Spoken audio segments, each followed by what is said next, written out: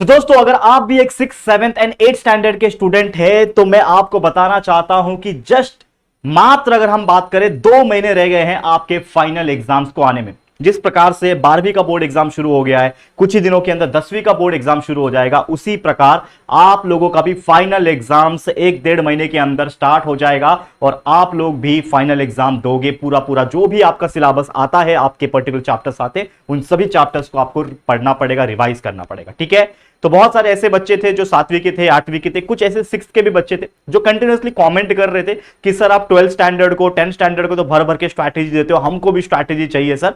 तो यार आप लोग डिमांड करो और मैं पूरा ना करूं, ये हो ही नहीं सकता, क्योंकि यार आपको पता ही है कि सबसे ज्यादा फोकस हम छोटे बच्चों पे करते हैं, starting from the earlier days. अगर आप देखोगे हम बहुत ज्यादा मेहनत करते हैं छोटे बच्चों के लिए। तो आपके लिए भी आज एक मेहनती वाला यानी जबरदस्त वाला वीडियो में लेकर आया हूं, जिसमें हम बात करेंगे 6th standard, 7th standard and 8th standard के लिए एक बहुत ही ज्यादा स्पेशल स्ट्रैटेजी वीडियो, जिसमें हम आपको बहुत सारी चीजों को एक्सप्लेन करेंगे कि किस हिसाब से आपको पढ़ाई करना है, अपने फाइनल एग्जाम्स की प्रिपरेशन कैसे करनी है और कितना समय आपके पास बचा है। तो चलो लेट्स गेट स्टार्टेड। लेकिन स्टार्ट करने से पहले आपको एक छोटा सा लाइक का टारगेट दूंगा, ज्यादा नहीं बच्चों, ओनली 1000 लाइक का टारगेट है और 500 कॉमेंट्स का टारगेट है। तो फटाफट अपने सभी दोस्तों को शेयर कर दो इस वीडियो को और बोलो इस वीडियो पे आके बहुत सारी इंफॉर्मेशन स्ट्रैटेजी के रूप में लेने के लिए, लेकिन साथ ही में लाइक्स एंड कॉमेंट्स करने के लिए बोलो। ठीक है दोस्तों, तो चलिए वीडियो की शुरुआत हम लोग करेंगे। तो सबसे पहले जैसे कि आप जानते हो कि स्ट्रैटेजी वीडियो इस चीज का नाम है। अब इस स्ट्रैटेजी वीडियो में क्यों बना रहा हूं, देखो अब ये जो समय है ना, ये अगर आप वेस्ट करोगे तो बहुत बार ऐसा होता है कि जब हम एग्जाम्स के दिन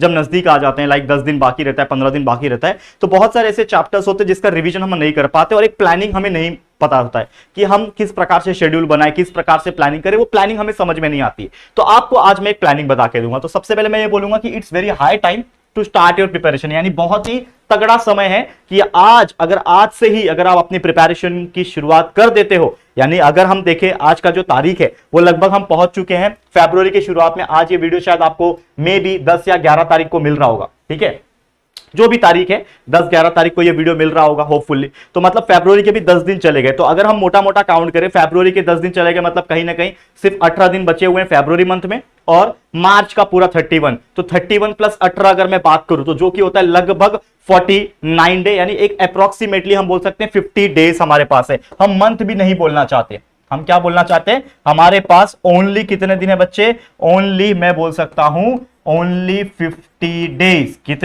कितने बच्चे, ओनली 50 डेज बचे हुए हैं। खाली क्या बचे हुए हैं, ओनली 50 डेज। तो मैं आपसे एक सवाल पूछता हूं, चलो कमेंट करके बता देना कि क्या 50 दिन आप इनफ है, आप 95% स्कोर कर सकते हैं? क्योंकि हमेशा से मैं आपको बोलता हूं कि छोटे बच्चों को तो टारगेट हमेशा 95 होना चाहिए।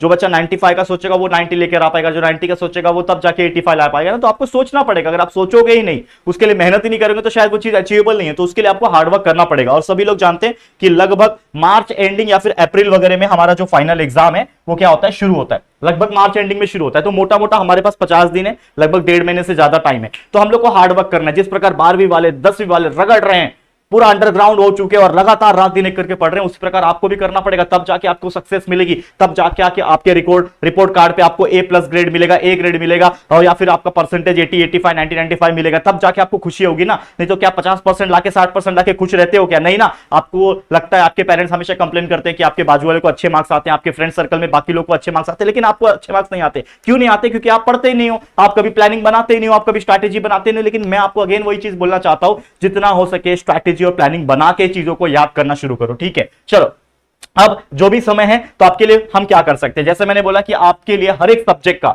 चाहे आप 6th में हो, 7th हो, 8th हो, अगर मैं तीनों स्टैंडर्ड की बात करूं, पूरा साइंस, पूरा मैथ्स सब्जेक्ट और सोशल स्टडी, पूरा हर सब्जेक्ट का सिलेबस को लेक्चर बाय लेक्चर वीडियोस बना के अपलोड किया हुआ है। आपको एक काम करना है, आज से डे 1 से शुरू करो। अपने पास क्या करना है, आपको एक पेज बनाना है, उस पेज में लिखना है डे 1, डेट लिखना है 1 2 3 4। आपके पास 50 दिन है, तो डे 1 में आपको ये पढ़ना है। आप लिख के रखो, अपना एक खुद का शेड्यूल तैयार करो और उसको अपने जो भी पढ़ने वाला लिविंग रूम होता है, ड्राइंग रूम जिसको बोलते हैं, या फिर आपका स्टडी रूम होगा, वहां पे चिपका दो उस पेज को, ताकि जब भी आप उसको देखो आपको याद आए, अरे आज ये तारीख है, आज के दिन तो मुझे ये पढ़ना था, मैंने पढ़ा क्या? नहीं पढ़ा। और नहीं पढ़ा तो आप उससे एक मोटिवेशन आएगा कि यार मैंने नहीं पढ़ा, पढ़ना चाहिए। तो जो बच्चा सीरियस होगा अपने लाइफ में कि यार अच्छे परसेंट निकालने, वो देखेगा तो पढ़ेगा। लेकिन जो बच्चे का क्या है, चले छोड़ जाने दे, कल पढ़ लेंगे, परसों कर लेंगे, तो प्रोक्रास्टिनेशन रहता है। अगेन वो अगले दिन टालता रह जाएगा और टालते टालते एक दिन ऐसा आएगा सिर्फ मात्र 5-10 दिन रह जाएंगे, फिर बोलेगा यार सिलेबस पढ़ के नहीं हो रहा है, पूरा पढ़ के नहीं हो रहा है, अच्छे मार्क्स नहीं आएंगे मेरे। तो गलती किसकी थी? आपकी थी, क्योंकि मैंने तो, मेरा काम है आपके लिए क्या करना, पूरा मेहनत करके पढ़ा के तो दे दिया,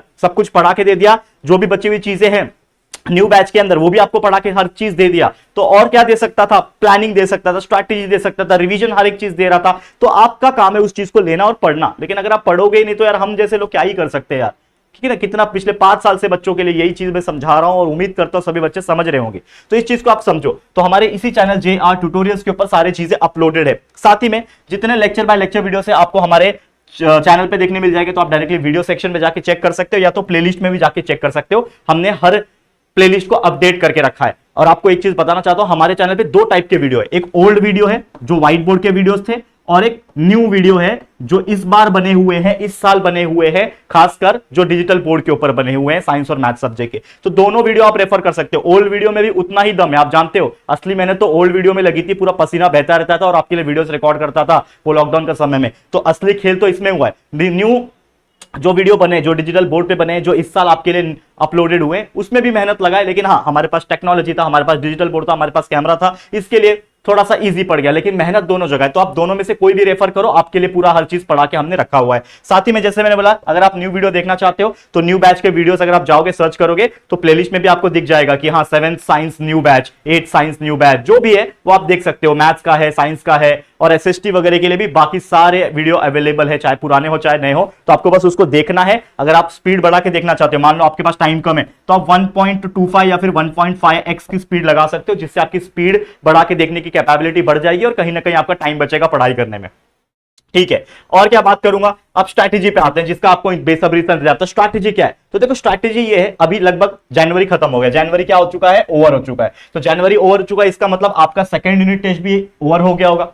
कमेंट करके बताओ क्या आपके सेकंड यूनिट टेस्ट एग्जाम हो गए, और अगर हो गए तो आपके सेकंड यूनिट टेस्ट में कितने मार्क्स बने, क्योंकि इस मार्क्स से मैं आपको बताऊंगा कि आप फाइनल में कितना स्कोर कर सकते हो। तो अगर कोई व्यक्ति होगा जिसके आराम से 70% भी आए होंगे, तो मैं गारंटी बोल सकता हूं कि आपके फाइनल एग्जाम में आप 85% तक या फिर 90% तक स्कोर कर सकते हो। लेकिन उसके लिए आपको थोड़ा सा मेहनत करना पड़ेगा। जो जो चीज मैं बता रहा हूं आपको उसको उस हिसाब से प्लानिंग करके पढ़ना पड़ेगा। तो जल्दी जल्दी कमेंट करो, फटाफट से कमेंट करो कि आपको सेकंड यूनिट टेस्ट में कितने परसेंटेज मिले थे। फटाफट से कमेंट करके बताओ। बता दोगे कितने परसेंटेज आए थे, या फिर सब्जेक्ट वाइज साइंस में, मैथ्स में, SST में कितने मिले थे, वो भी आप बता सकते हो अगर आप चाहो तो। ठीक है, तो चलो जनवरी तो हो चुका है। अब आपको क्या करना है, आपके फाइनल एग्जाम्स के लिए अब आपको प्रिपेयर करना स्टार्ट करना है। तो उसके लिए क्या करना पड़ेगा, हमारा मंथ कौन सा चल रहा है? जैसे मैंने बोला फरवरी मंथ चल रहा है। तो हम आ जाते हैं हमारे main strategy, that is strategy number 2 पे। ध्यान देना। तो क्या ये फरवरी का मंथ चल रहा है, लगभग 10 दिन बीत चुके हैं, लेकिन हमारा टारगेट क्या है बच्चा? हमारा टारगेट सिर्फ और सिर्फ है हमारे लिए फाइनल एग्जाम्स, ताकि मैं इसमें लगभग 90% मार्क्स निकाल सकूं, ताकि हमारा जो पढ़ाई है वो सक्सेस हो सके और हम टॉपर बन सके। ठीक है, तो आपको क्या करना पड़ेगा, तो start learning and watching videos. जैसे मैंने बोला कि सबसे पहले आपका पहला स्टेप ये रहेगा कि आपको कंसेप्ट समझना पड़ेगा। स्टेप नंबर 1 क्या है? आपको कंसेप्ट समझना पड़ेगा। दूसरा स्टेप, आप कंसेप्ट कैसे समझोगे? दो ही ऑप्शन होता है, या तो टेक्स्ट बुक बैठ के रीड करो, समझो, याद करते रहो। दूसरा ऑप्शन सबसे सेफ तरीका है कि हमारे चैनल पे आके सारे वीडियोस लेक्चर्स के फॉर्म में अवेलेबल है, उसको फटाफट भगा भगा के देखो, कंसेप्ट समझ में आएगा हर टॉपिक का। अब कंसेप्ट जब देख के हो जाएगा तो धीरे धीरे करके उसको बाय हार्ट करना, यानी याद करना शुरू कर लो। लर्न करो, बाय हार्ट करो। जब याद कर ले लोगे कि बहुत सारे नोट्स अवेलेबल है, बहुत सारे डाइजेस्ट मिल जाते हैं, नोट्स मिल जाते हैं, आपके स्कूल में चीजें लिखाई जाती है वहां मिल जाते हैं। हमने भी बहुत सारी चीजें आपको प्रोवाइड की थी। तो वो सब चीज मिला जुला के आपको याद करना है, क्वेश्चन के आंसर्स को याद करना है, MCQs एंड बाकी चीजों को याद करना है। एक बार जब याद कर लोगे तो उस चीज को आपको करना पड़ेगा प्रैक्टिस। तो तीसरा चीज आपको करना पड़ेगा प्रैक्टिस प्लस रिवीजन। जब आप प्रैक्टिस करोगे तो साथ में रिवीजन करना पड़ेगा। आपके पास बुक होगा, उसमें सॉल्यूशन लिखा है, क्वेश्चन रीड करो, उस सॉल्यूशन के ऊपर हाथ रख दो या फिर कोई कंपास रख दो, कुछ भी चीज ढक दो उस आंसर को और बोलने की कोशिश करो, क्या मैं बिना देखे उस आंसर को बोल पा रहा हूं? अगर आप बोल पा रहे हो दैट इज योर रिवीजन। किसी और को बोल दो कि मेरे को क्वेश्चन पूछ, मैं उसको आंसर दूं, यानी एक तरीके को ओरल लेना, तो वो आप कर सकते हो। ग्रुप में बैठ के पढ़ सकते हो। मैथ्स जैसे सब्जेक्ट, बाकी जैसे सब्जेक्ट, कुछ स्टोरी शेयर करना, जैसे सोशल स्टडीज में हम आपको लेक्चर्स देते हैं तो स्टोरी बताते हैं उसमें क्या था। ठीक है ना, चाहे मैं 7th की बात करूं, छत्रपति शिवाजी महाराज के बारे में था। 8th स्टैंडर्ड में हम बात करें तो बहुत सारी ऐसी हिस्ट्री थी जो डिस्कस की जा सकती है। तो ग्रुप में बैठो, पढ़ाई की बातें करो। ठीक है ना, बाकी फालतूगिरी की बात तो हम डेली करते रहते हैं, लेकिन उससे कुछ आउटकम आता है क्या, उससे कुछ बेनिफिट है क्या? नहीं, बस हंसी आती है। तो वो हंस के क्या करोगे? जब लाइफ में सक्सेस पाना है तो आपको थोड़ी तो मेहनत करनी पड़ेगी और उस हिसाब से आपके फ्रेंड सर्कल भी बनाने पड़ेंगे जो आपके फ्यूचर के बारे में सोचे। तो ये चीज आपको समझना पड़ेगा बच्चा, ठीक है। तो फाइनल एग्जाम्स के लिए जी तोड़ तैयारी करो, वीडियोस देखो और पूरा कंसेप्ट क्लियर करो। अब देखते देखते जब ये काम पूरा फरवरी मंथ जो है आपका, जो भी 15-20 दिन इस फरवरी मंथ में बचे हुए, इस पे जब इस प्रकार से मेहनत करोगे तो आपका आ जाएगा मार्च। और ये मार्च का जो महीना है, ये है आपका लास्ट मुक्का। मैं इसको बोलता हूं लास्ट मुक्का, यानी एक तरीके से ऐसा मुक्का है जब आप मारोगे तो वो टूट के बिखर जाएगा, यानी आपका सिलेबस टूट के बिखर जाएगा। तो इसमें आपको आखिरी मेहनत करना है, यानी इस मार्च महीने में भी दो तरीके से काम करना है। कैसे काम करना है? जैसे आपको करना है इसको स्प्लिट। जैसे मान लो कि पूरा मार्च में कितने डे होते? 30 डे होते, तो इसको आपको स्प्लिट करना है। 15 डेज का अलग पैटर्न रखना है, 15 डेज का अलग पैटर्न रखना है, ठीक है। सब्जेक्ट कितने होते? जैसे मैंने बोला कि साइंस सब्जेक्ट है, मैथ सब्जेक्ट है, हिस्ट्री सब्जेक्ट है, ठीक है, हिस्ट्री के साथ सिविक्स भी ले लो, और आपका ज्योग्राफी सब्जेक्ट है, ठीक है, ये सब्जेक्ट है। इसके अलावा इंग्लिश है, हिंदी है और मराठी है, यही सब्जेक्ट है बस। 1 2 3 4 5 6 7 सब्जेक्ट है। अगर मैं 15 को देखो, पहला 15 दिन आपको सिर्फ और सिर्फ क्या करना है? रिवीजन करना है। किसका रिवीजन? जो आपने पढ़ा है, प्लस उसको लर्न भी करना है। जो चीज बाकी रह गई, जो चीज आपने नहीं पढ़ा, जो चीज पढ़ लिया है उसका रिवीजन करना है, जो चीज बाकी है, याद करने को बाकी है, उसको फटाफट से लर्न करना है। तो ये पहले 15 दिन में कंप्लीट कर देना है। फिर उसके बाद जो 15 दिन है, इसमें सिर्फ और सिर्फ क्या करना है? आपको रिवीजन करना है, प्लस आपको प्रैक्टिस करना है। क्या करना है? रिवीजन करके प्रैक्टिस करना है। तो जैसे मैंने बोला कि 15 दिन है हमारे पास, तो अगर मैं 7 से डिवाइड करूंगा, क्योंकि 7 सब्जेक्ट है, तो हर सब्जेक्ट के लिए मुझे कितने दिन मिल रहे हैं? 2 दिन। मतलब हर सब्जेक्ट को मैं 2 दिन रिवाइज और प्रैक्टिस कर सकूंगा। सेम उसी प्रकार जो मार्च का जो 15 दिन था, उसको भी अगर आप डिवाइड करो, 15 दिन है, 7 सब्जेक्ट है, तो अगेन 2 दिन पर सब्जेक्ट को मुझे पढ़ने मिलेगा। यानी जब आप साइंस लेके बैठोगे पढ़ने के लिए, तो सिर्फ 2 दिन है पढ़ने के लिए। जब आप हिस्ट्री सिविक्स लेके बैठोगे, तो 2 दिन में आपको हिस्ट्री का जो भी चैप्टर है, 6 चैप्टर 5 चैप्टर जो भी, उसको पढ़ के कंप्लीट करना है। तो इस हिसाब से अपने शेड्यूल को तैयार करो और लिखो अपने एक पेज में कि भाई ये इतने दिन में ये करूंगा। तो इस हिसाब से करो। एंड जब ये सब चीज करके हो जाएगा, तो लास्ट में एक सबसे इंपॉर्टेंट चीज करना है, जो कि हार्डकोर रिवीजन तो करना ही है,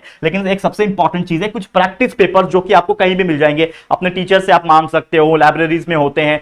पुराने कोई पिछले साल के कोई 8वीं 7वीं के जो भी बच्चे होंगे, जो आपके कोई दोस्त होंगे, उनके पास कोई क्वेश्चन पेपर पड़ा होगा, तो उसको लेना है और प्रैक्टिस करना है। जितना प्रैक्टिस करोगे उतना अच्छा। तो इस तरीके से जब करोगे तो आपको बहुत ज्यादा हेल्प हो जाएगा और बहुत अच्छी तरीके से आप सिक्योर कर पाओगे अपने मार्क्स को। एंड जाते जाते बस इतना मैं बोलना चाहता हूं कि आपको बहुत सारी चीजें तो और हम प्रोवाइड करेंगे। देखो, सब सिलेबस पढ़ा के हो गया, न्यू बैच के अंदर भी 2-2 3-3 चैप्टर्स बचे हुए हैं, उसको भी हम कंप्लीट करा देंगे। लेकिन सबसे इंपॉर्टेंट चीज कि जब आपका एग्जाम नजदीक आएगा मार्च वगैरह में, हम आपको बहुत सारे इंपॉर्टेंट क्वेश्चंस देंगे, इंपॉर्टेंट वीडियोस, अलग अलग वीडियोस जो आपको एग्जाम के लिए हेल्प करेगा, कुछ पीडीएफ दे देंगे और बहुत सारी और भी चीजें आपको मिलेगी। तो मैं इतना ही बोलना चाहता हूं बच्चा, मेरी तरफ से all the very best. Keep watching and keep learning hard. जितना पढ़ सकते हो पढ़ लो, ताकि आपका आने वाला स्टैंडर्ड और बेहतर हो सके। क्योंकि अब अपना स्टैंडर्ड को 7th में होगे तो 7th स्टैंडर्ड को, 8th में होंगे तो 8th स्टैंडर्ड को जब आप मजबूत बना लोगे, तो आपके आने वाला स्टैंडर्ड आपका और स्ट्रांग होगा। और धीरे धीरे करके 10th और 12th ऐसे ही बहुत ईजी जाएगा। और आने वाले टाइम पे कॉम्पिटिटिव एग्जाम्स की तैयारी करके अच्छे से अच्छे पोजीशन में, अच्छे कॉलेज में एडमिशन ले सकते हो, इंजीनियरिंग में, मेडिकल में, ठीक है ना, IITs में जा सकते हो। ऐसे बहुत सारी काम कर सकते हो, लेकिन उसके लिए आपको मेहनत करना पड़ेगा और अपने आप पे भरोसा रखना पड़ेगा, ठीक है। तो ऑल द वेरी बेस्ट। आज के लिए इतना ही। ये वीडियो अगर आपको अच्छा लगा होगा तो प्लीज हमारी मेहनत के लिए इस वीडियो को जरूर से लाइक कर देना, शेयर करना अपने सभी दोस्तों के साथ। और अगर पहली बार आए हो चैनल पे, तो प्लीज हमारे चैनल को सब्सक्राइब करके बेल आइकन को प्रेस कर देना, ठीक है दोस्तों। चलो फिर जल्दी मिलेंगे एक और नई वीडियो में। तब तक के लिए thank you and good bye.